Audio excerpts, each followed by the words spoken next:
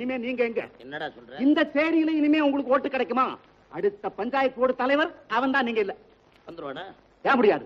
அவன் என்ன சொல்லிட்டு இருக்காங்க? மக்கள் உழைச்சாத்தான் முன்னுக்கு வர முடியும்னு. பைத்தியக்காரா, இந்த வார்த்தையை சொன்ன எந்த தலைவனாவது இந்த வரைக்கும் நிலைச்சிருக்கானா? பெரும் பெரும் தலைவன்லாம் அடிபட்டதே இந்த ஒரு வார்த்தையை சொல்லிதானடா. புரியாத பயல. அவனுக்கு வரப்ப நீ ஒன்னும் பேசாத. எல்லாம் நான் பாத்துக்கிறேன். வாங்க வாங்க. அடடா, உங்களுக்கு அறிவு இருக்கா? அவன் ஏதோ பேசிக்கிட்டு இருக்கான். எல்லா பையிலும் ஆன வாயை பொழுதுகிட்டு அவனை பாக்குறீங்களா? அவன் சொல்றபடி கேட்டா நீங்க எல்லாம் உருப்பிடுவீங்களா?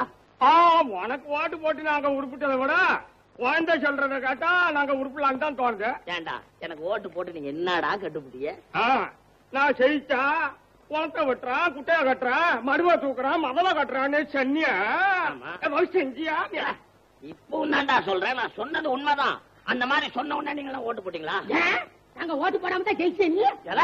நாளைக்கு 10 ரூபா கொடுத்தாதான் ஓட்டு போடுவோம்னு அடம் பிடிச்சி என்கிட்ட பணம் வாங்கிட்டாங்க. ஓட்டு போட்டீங்க, கணக்கு தீர்ந்து போச்சு.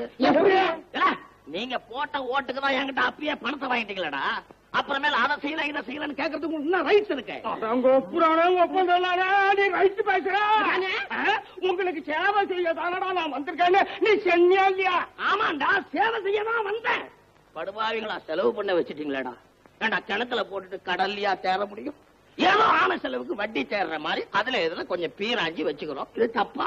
அப்படி வா, ஊரே ஒன்ன ஊழல் ஆசாமி சொல்றது வாஸ்தவம் தான் ஒத்துக்கிட்ட பத்தியாப்பா. ஊழல் ஆரம்பிச்சத நீங்க தானே? எப்படி அப்படியே கொமட்ல குத்துவேன். ஏன்டா 5 தலைமுறையினுடைய தலையெழுத்தையே மாற்றி அமைக்கக்கூடிய விலையெல்லாம் மதிப்புள்ள ஓட்டுரிமையை கேவலம் 10 ரூபாய்க்கு வித்து ஊழல ஆரம்பிச்சு வச்ச புண்ணியவானே நீங்க தானடா. எங்களை பார்த்தா ஊழல்ன்ற ஒரு தலைவன் பேசுற பேச்சாக.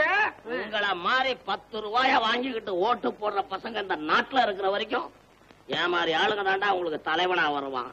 நானும் சொல்றேன், எழுதி வச்சுக்க.